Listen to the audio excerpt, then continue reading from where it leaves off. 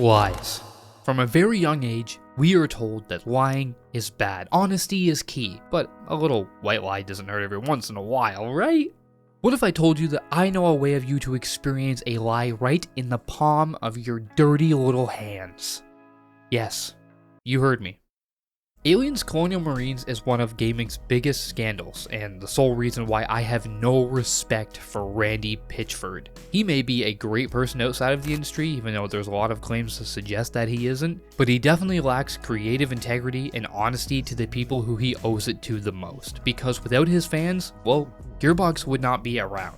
In fact, you can tell how little he cares about quality over revenue because, well, the world got the Borderlands movie, and well, that didn't turn out very well, did it? A film which Randy himself promoted. But today isn't about Borderlands, it's about this game. So join me on this express elevator to hell, going down. For those of you that don't know, of which I'm sure at this point in time there is very few, I'm going to go over the development history of this game and how absolutely abysmal it was, and how Gearbox was keen on keeping all of this trouble out of the spotlight. Sega acquired the rights to make video games based on this Alien franchise in 2006. Not long after, Sega gave Gearbox an opportunity to come up with an idea without the confines of having to stick to any particular mold. They had total creative freedom to come up with an idea. Of course, their decision landed on an extension of James Cameron's highly popular Aliens film, with the story picking up right after Aliens 3 in the aftermath of the destruction of Hadley Hope's atmospheric processor. And that does make sense, seeing how Aliens and Alien 3 take place in the same year. The development of the game began in 2007, and how do I know this? Well, you can easily look that information up online, but no.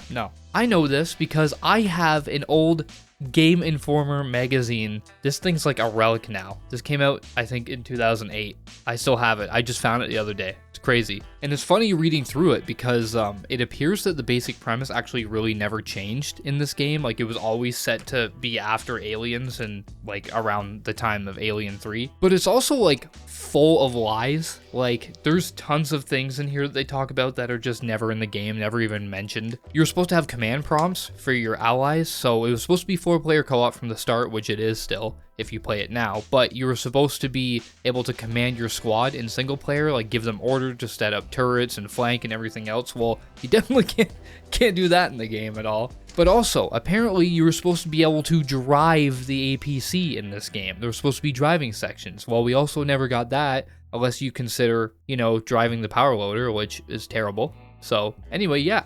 I don't know if you guys can see this. I'm gonna hold it up. Why do these images look better than the game we got 5 years after this magazine came out? I hope you guys can see that. But it's like, it's absolutely terrible. Gearbox is also listed as the lead developer on this game, which now we all know is false. It was said that everyone at Gearbox, in interviews and stuff with Randy Pitchford, that everyone at Gearbox had a burning passion for the franchise. Randy himself quoted the movie and put on a pretty convincing show that he was really excited to be working on this game. Games based on licenses, they become kind of work for hire projects, just milking a franchise. When Gearbox works in other people's space, it's because we love that space. Liar! And because he was excited and he was a fan and he proved it in his interviews, well, people were naturally excited to get their hands on it, because what could go wrong, right? If you have a fan working on a property, what could go wrong? After all, when a company or a person is creating a project in an established universe, I personally want fans that understand the property working on it over a company that is simply chasing a paycheck to cash in on the name. This is a different medium, but prime examples of this are Dan Trachtenberg's revival of Predator with Prey 2 years ago, and most recently, and more relevantly, Fede Alvarez's Alien Romulus film. These two individuals are fans at the core, and they have a passion and they understand the property, which translated well to their mediums and scored them high praise and success. So if Randy and his team were such fans, well, how did this happen? Or this. Oh great, we're back here.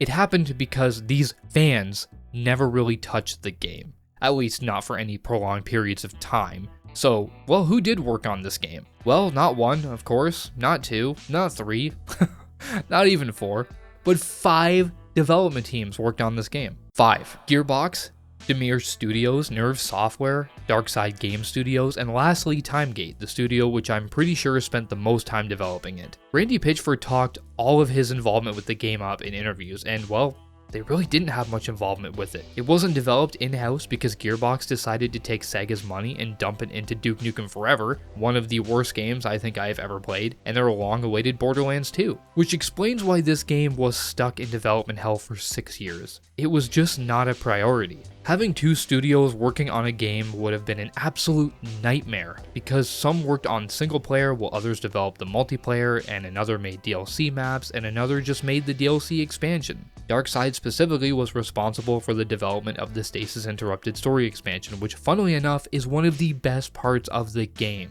You can tell mistakes were made and people are upset when a class action lawsuit against both parties, Sega and Gearbox, was put into play. It's one of those times where I actually think a meme is the perfect representation of this lawsuit and how it went down, and here it is, and I'm gonna explain this. Now, the lawsuit was filed by two gamers, Roger Damon Perrine and John Locke. Honestly, the real heroes if you ask me, because they were out here spending their money to be able to get their money back and get justice for gamers everywhere. They stated that the game was not as advertised and that the marketing misled consumers into buying a product that was staged to look a certain way and was in fact nothing like what was shown, which is true. It was falsely advertised from its first trailer, and by all means, this class action lawsuit should have been a success for gamers everywhere, but it wasn't.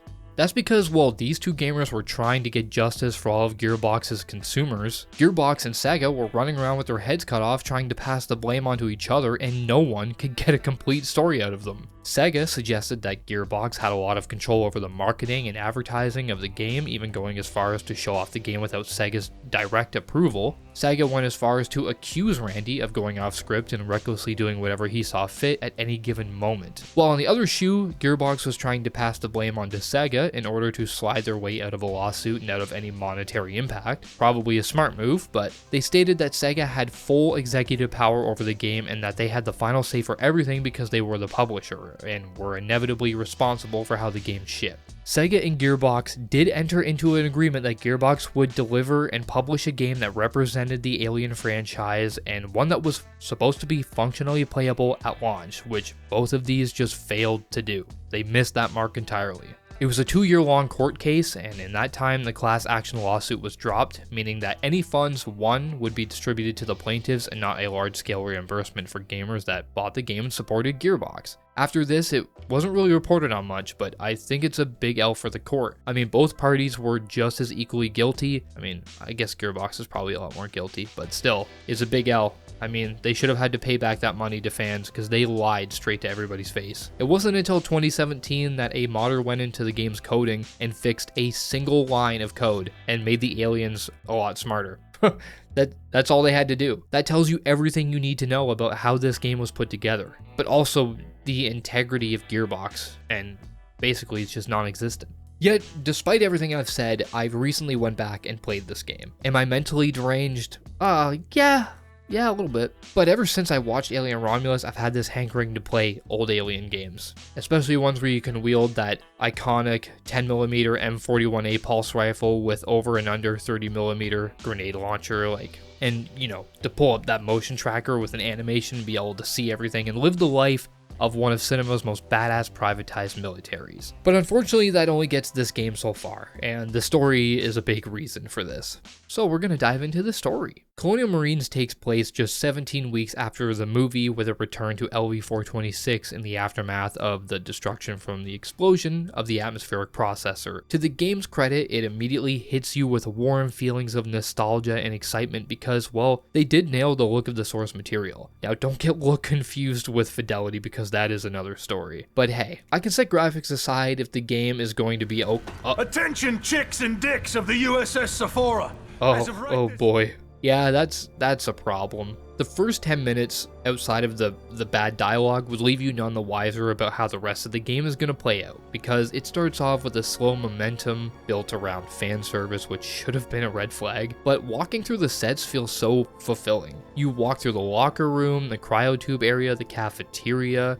the hangar bay where you can see acid from the Queen. It's enough to make anyone smile, even new fans. But it quickly falls apart during that first xenomorph encounter. It's clunky and poorly done, and it just seems so weird. I will admit that it's pretty cool that on repeat runs, you can actually look up and see the xenomorph chilling in the nest, and if you shoot it, it'll actually change the animation when you cut keys out, because you can kill it right in the wall. So you continue to fight through the Sulaco, you kill some xenomorphs, you grab the flight recorder just for this walnut-brained, highly trained Marine to throw a grenade at a military dropship full of ordnance and fuel in a hangar bay of a ship currently floating in the deep cold vacuum of space. This really paints a picture of exactly how the game is. This is the game in a nutshell. Oh, also this happened too on my new playthrough, so that was cool. Then this same guy blows up the docking tube while suggesting via hand gesture that both O'Neill and I go back into the ship where the aliens were just swarming us. God, this game. Because of this guy, we have to fight our way into the hangar bay to let Reed in. She's a pilot, so she can grab us with her dropship. And in doing so, the characters uncover Weyland has been running experiments on the ship, letting a whole hive loose so they could document it. Big shocker. But then, all of a sudden, Weyland's soldiers come out of the woodwork and try to stop us. And also, like, if they were on the ship this whole time, why didn't these guys pilot the ship somewhere where the Marines couldn't find it? Why park it back where it was? Like, it just makes no sense. Anyway, Reed comes in for a hot landing, which is actually appropriately cool, until she says this. Be advised, Actual, the winter made me scratch my favorite ship, sir. It's your only ship, Reed. We secured the boat. In minutes, this ship will be flooded with Marines. Then the ship we're on starts attacking the ship that we came on, so we have to fight through the Sulaco again until the ship we came here on is destroyed, so then we have to turn around and escape in the dropship, which gets us back to LV-426, the real draw of the game. And you know, once you're actually on LV-426 and you're walking around, you can tell that they nailed the look of it, and traversing it to get to Hadley's Hope is something I will never complain about. Walking through the abandoned colony is once again fan service, but it makes me happy. You can find the aftermath of their struggles. The turrets are placed in the hallways like they were in the movie. Corridors are barricaded off. You can even use the ops table, and you take shelter in the same command room. Like, it's all here because, I mean, this was an easy sell, right? All you really have to do is tell fans you're going to be going to iconic locations like Hadley's Hope, and you're guaranteed a paycheck. I mean, that's what really sold this game for a lot of people. But this is when the story really starts to kick in, and the main objective becomes clear. Secure home base, get a relay back online to establish comms, and venture into Weyland-Yutani territory to retrieve data and free a prisoner from the Sulaco. Wonder who that could be. And to get the growing xenomorph out of Bella via an operation. And I forgot to completely tell you about all the characters, but I mean, Bella is, she joins our group. She's one of the most annoying people in this game. I think all of the characters are relatively annoying. But anyway, she gets a facehugger on her, as you can see here. Oh my God, Bella. Is that the thing that was on your face when you woke up? Are you sure you're okay? It was already dead, O'Neill. I'm fine. I pulled it off when I woke up. And we have a goal to save her now. There's a Weyland lab that we have to go to where we can get the chest burster out. And also O'Neill and Bella have like something going on apparently. I have no idea. If I'm being blunt, the story is terrible and it's said to be canon in the timeline, but I just don't see how anybody can put this in their head canon. Even Saga should come in and be like, this is not canon. It's terrible. Bella, O'Neill, and our character, I have to say our character because when I'm playing this game, I don't even feel like I'm a part of this world. I feel like I'm just a third-party observer. And our character, Winter, reaches the uplink tower, but first we have to save Reed as she gets separated during an attack, just for O'Neill to get taken, and the power of the clashing personalities comes into play and attempts to make these shallow characters more than one-dimensional, poorly animated assets. But it fails, of course. As the ranking officer, I have to make the call. Make the call? He's the one that made us go after you.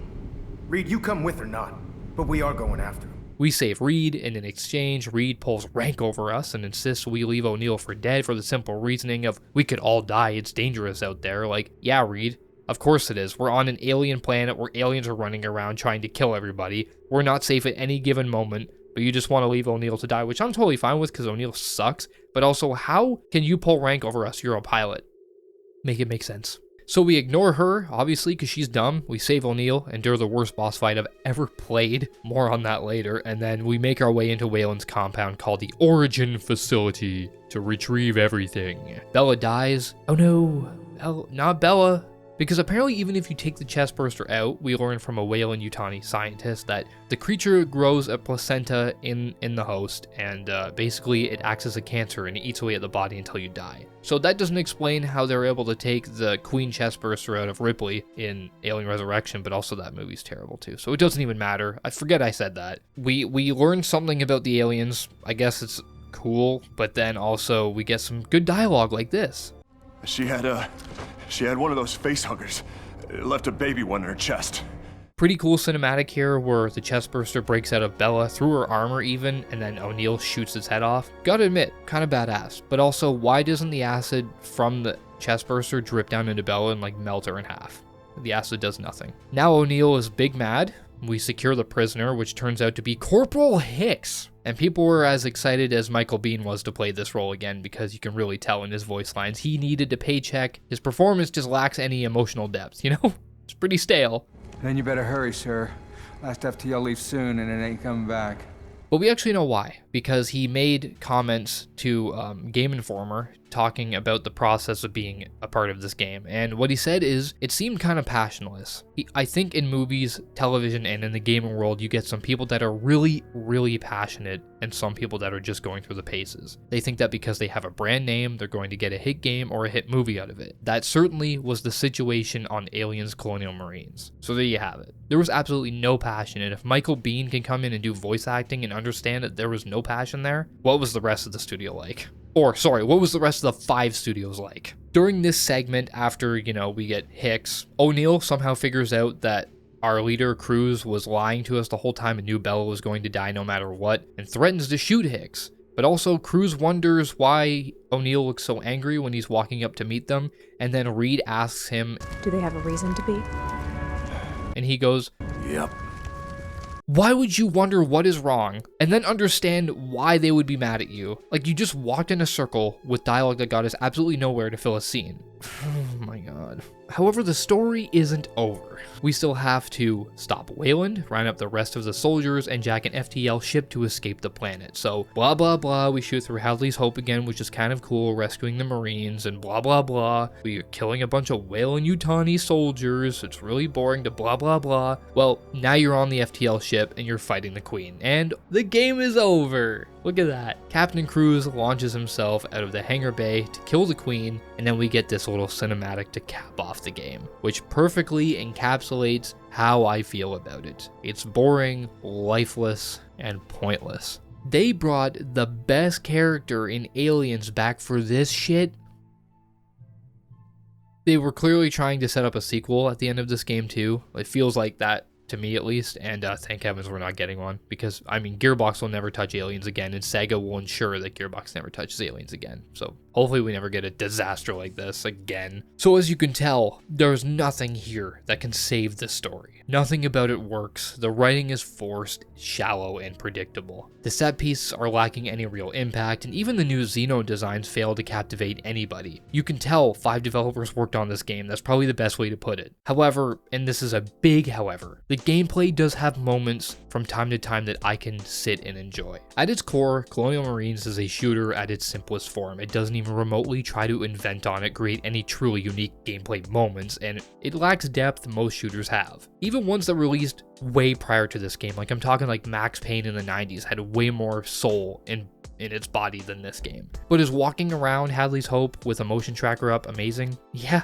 If you're a fan, it's fun. Deploying turrets, welding off doors, and hunkering down before an onslaught of Xenos comes flooding in through the vents and windows just evokes that tension and badassery of the movie, even though it doesn't quite hit it. Wielding the iconic guns, while they're very clunky with hit registration that doesn't seem to work half the time, as a fan it brings a smile to my face, even to this day. But those rose-tinted glasses don't last long when you're playing a game that is as flawed as this game. The game's main problem, outside of its terrible AI and story, in the gameplay sense, is that this game presents no unique challenge, and it doesn't give you mechanics that provide player agency, which they teased in this magazine here.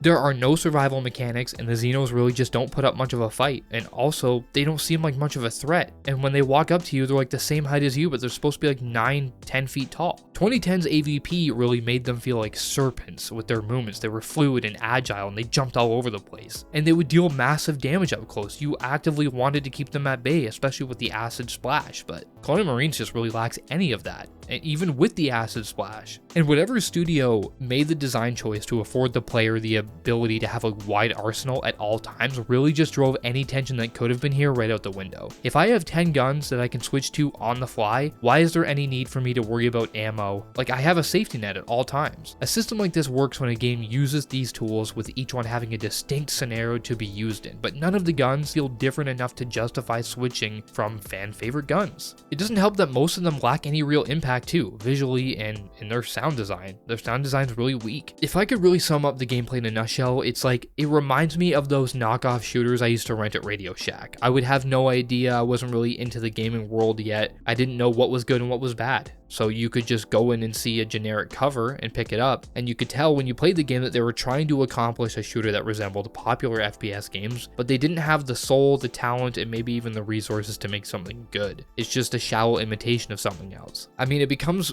evident that they didn't really have confidence in this when they couldn't rely on the aliens as an enemy type to fill the game, so they had to add human enemies, and I think everyone agrees that they just don't work. Their heat-seeking rounds are terrible, they don't work. But to the game's credit, there are moments where it tries to shake up the shallow run-and-gun action by introducing new creatures, slower scenarios, and boss fights. There's a hide-and-seek section in the sewers, and I mean, at first it just doesn't make any sense, right? The hide-and-seek horror section with the Raven alien is weird. It's kind of effective, but also it fails to follow the laws that the game establishes. Winter needs to cut keys out of the hive in the game's opening mission, but yet Winter in this segment can just rip himself out of the hive. Like, it defeats the purpose of the alien putting you in the hive if you can just literally rip yourself out of it. And it bothers me because yes, I am a nerd. And it fails to follow the rules the game and the universe has already established in order to push a nonsensical story. But the horror segment is okay. It could have been a lot more effective. Yeah, the alien looks creepy. I like that one of its eye sockets are visible, which adds that unsettling human factor back into the design, like it was in the first movie with the skull under the dome. But once you understand how restrictive the AI pathing is and how poorly it's animated, it takes away from any tension that it was successfully pulling off in like the first 30 seconds. Then that leads into the stealth section in the sewer system beneath the colony with the exploding sound-sensitive Xenos, and again, the AI just ruins it. They're easily exploitable, and they provide very little challenge. You would have to actively try to die in this segment to have any scare. This is a last-minute addition as I'm editing this video together, but I just realized that I forgot to mention that this part in the sewers has the best dialogue exchange in the entire game without a doubt. Like, genuinely, I love this dialogue. God damn, man! You didn't tell me those guys exploded! They exploded? Yeah, it's not good. They were like, oh, what's that noise? And then they fucking exploded! Sometimes this game just adopts a lot more of a tell, don't show kind of experience, and it seldom allows like natural build-up or surprises. The Lurker is this game's version of the Hunter from the Left 4 Dead games, in that it will run and hide and try to pounce on you at the right moment. The first real encounter with this just has O'Neill yelling out, Lurker, eyes up! Like, why? Like, why did you make us fight alongside O'Neill the entire game? It just ruins so many moments. The most memorable gameplay moment here is the Power Loader boss fight.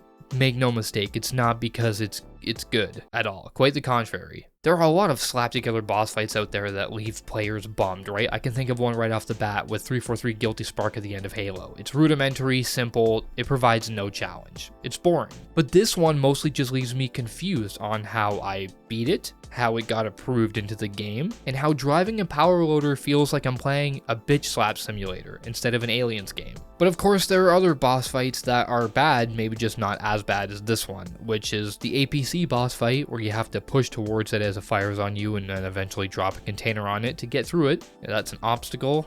Ooh. But then the Queen fight at the end of the game. It's not even a boss fight. You don't fight it, you push some buttons, and that's it. It poses no threat, it can't get to you. If you hide behind a barricade that it could easily just push over, it just stands there and like looks at you. It's anticlimactic and terrible in all the worst ways. But the good thing is, once you beat it, you know that you beat the game, so you have some, levity in that regard. But the big problem with this game Like, the characters and their motivations do absolutely nothing and lack any kind of nuance. None of the cast feels like they have a connection, despite being brothers in arms, the people that are supposed to have the strongest bond because of something called trauma bonds. Do O'Neill and Bella have something going on, or is O'Neill just a giant creep? Why is Wayland even holding Hicks in the first place? What could Hicks possibly have information for that Wayland would want? He already has the aliens and he has the derelict ship. Why doesn't your captain just tell everyone why they came to the planet to get Hicks? Like, why couldn't they just tell him? And also, why couldn't he tell O'Neill that Bella was gonna die? It would change nothing.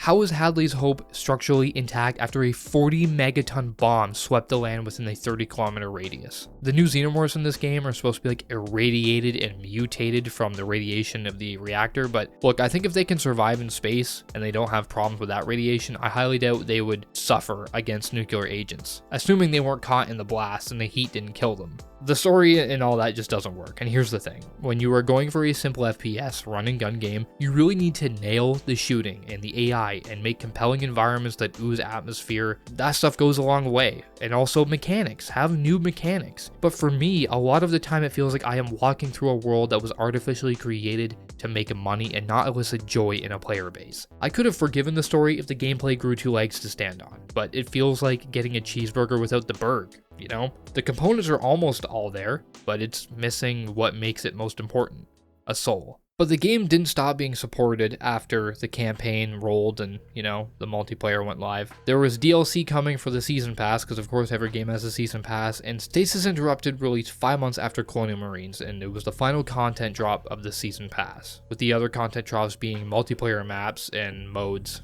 that, I mean, it's no longer populated anyway, so I couldn't play it for this video, which is unfortunate because I think a lot of people would attest to the fact that the multiplayer was the best part of this game. It was like the only reason to really play it, but I couldn't do that for this video, so that sucks. With that said, Stasis Interrupted is a campaign that I can actually sit and enjoy. The circumstances are highly unbelievable and the story is entertaining in a comedic sense at best. However, this DLC has some great moments that the main game failed to provide altogether. With that comes 3 new characters, some good set pieces, actual good voice acting, believe it or not, and varied environments, and some good looking backdrops. It starts off with Elizabeth, a young woman who awakens with a facehugger on her face, and somehow she rips this thing right off her face. I have no idea how she does it, but that is the comedic part coming into effect. This guy gives birth to a Xeno right in front of her, and you know what? She actually acts disturbed and shocked, which eventually leads into a slow, tense segment of exploring the ship while evading Wayland mercs, auto turrets, and the occasional scripted scare. It's not an exaggeration to say that the first 5 minutes of this DLC has more heart and well-paced tension than the entirety of the base game. Someone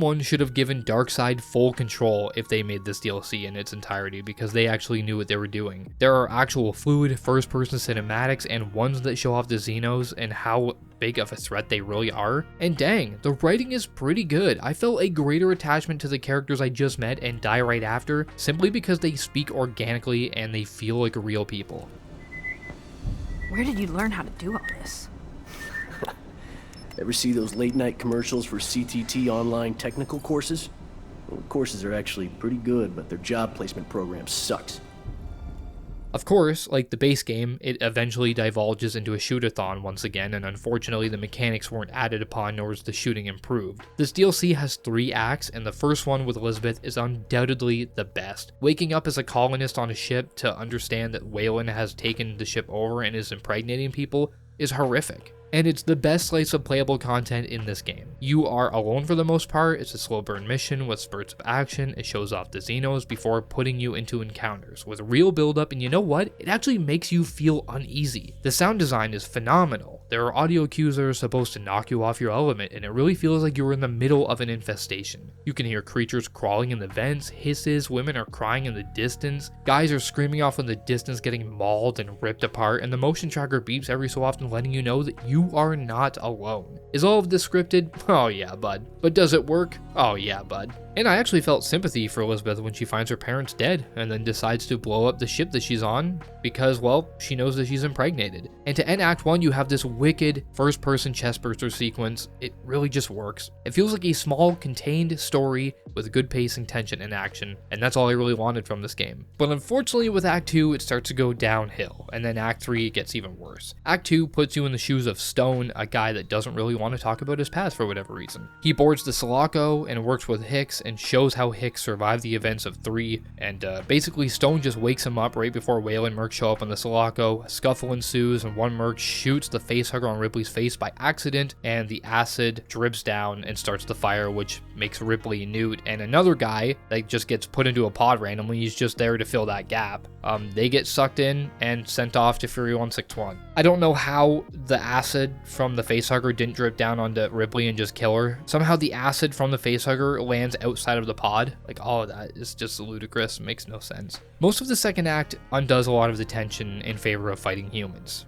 Arguably the worst part of the game. It's the most forgettable act in this DLC, and it takes place parallel to Elizabeth's journey to blow up the colonist ship, so you have to fight through the Sulaco to blow up the umbilical so that Elizabeth doesn't drag the ship down with her, and then you and Hicks at the end of this act fly to Fury 161 to save Ripley, even though she had a facehugger on her face, and well, Hicks gets to watch her die. I guess it's cool we get to see this in the video game form, but it's just there to show how Hicks gets captured and leads into the base game. Like, it's also a slap in the face. So you're telling me that, okay, Ripley thought the whole time that Hicks died, but he didn't, and then Hicks is alive, and he fights through all this crap just to get to Fury 161 and watch Ripley die, and then get captured and tortured for like 17 weeks.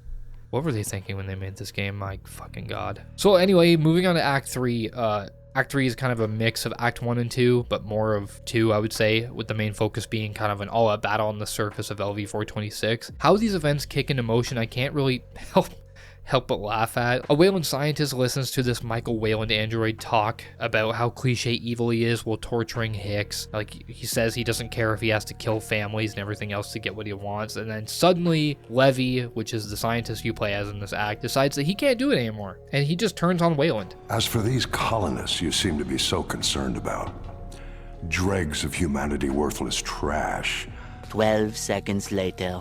I'm not gonna take part in torturing families. What the hell are you talking about? First of all, why is this guy even in the room when you're torturing Hicks? And second of all, how does he not know the company is this evil already? Like, they make it pretty goddamn obvious. Come on. I take this as an insult to my intelligence. But, well, it has some diversity in the environments, with it adapting colors of Alien 3 in its opening with the yellows and browns and whites, and then it transitions into the Alien style with the blues and reds, from fighting through Wayland's ship, ejecting onto the surface of LV-426, and then fighting through complexes into a relay to get a distress callout. That's really what this is about, for Hicks to put a distress callout. There are some highlights of Act 3. Evading the escaped queen in caves was cool, but a simple rehash of the end boss fight. You can't really damage her or do anything to her, you just have to run from her. But still, it's tense. There are some good hold-off encounters that I think pay respect to the action sequences of Aliens, but as a whole, I mean, this DLC is a lot more of the same. They actually tried, and you can tell that's commendable, and there are moments that really work. Act 1 is great. I implore everyone, if you have a PC, to just go play Act 1 if you can find this game for like $1. It's so good, but it heavily relies on the action that is outdated, and the clunky shooting just doesn't really do it any favors. So outside of Act 1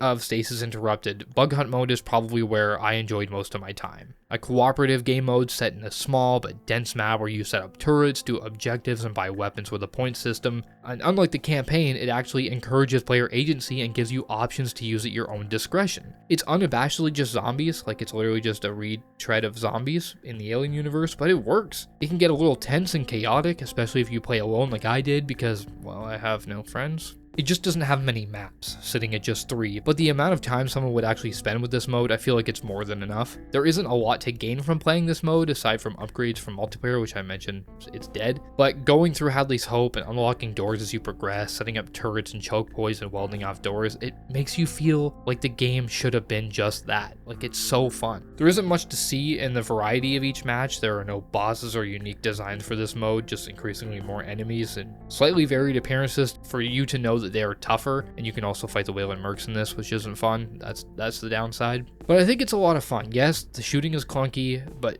being able to just do your own thing and chill and fight Xenos without any like terrible dialogue and stuff, it works. If you can get a group of friends together and play this mode with aliens on in the background, there is no world where you don't have a good time, at least for an hour or two. The lack of enemy diversity does eventually hurt it though. And this is quick, but customization. There is something to work toward if you still play the game, because Colonial Marines has a surprising robust set of customization that a lot of people loved with the multiplayer. From character skins, tattoos, colors, armor, and voices, as well as guns. You can even customize the Xenos and they have different skin patterns. A lot of it is really cool. I'm not a lover of having like red dot sights and stuff on the pulse rifle, but there are ways to customize weapons that actually work really well. They don't all feel like they belong in the universe, and sometimes that feels forced in an attempt to fit with newer games like red dot sights and laser pointers and stuff. Like, why would you need that? But still, the gameplay loop rewards you with points for these tweaks and skins. I don't think any of it is strong enough to keep players coming back. Obviously it didn't, because well, the multiplayer fell off within the first year, so that says a lot. So to wrap this up, Colonial Marines is really a lesson on how not to handle a game. It represents poor development, bad leadership, and negligence.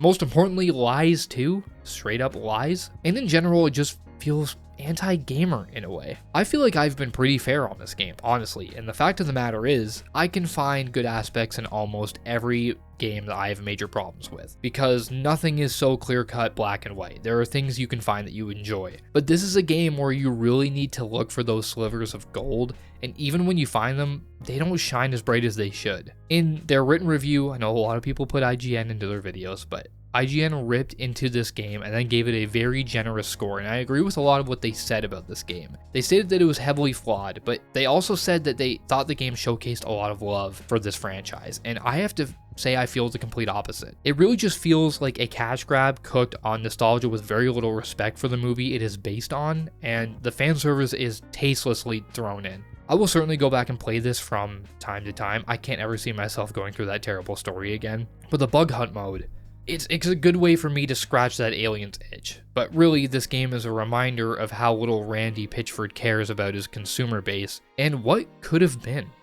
So that's it for this video. If you enjoyed the content, please be sure to like, comment, subscribe, all that good stuff. Good night and good lunch.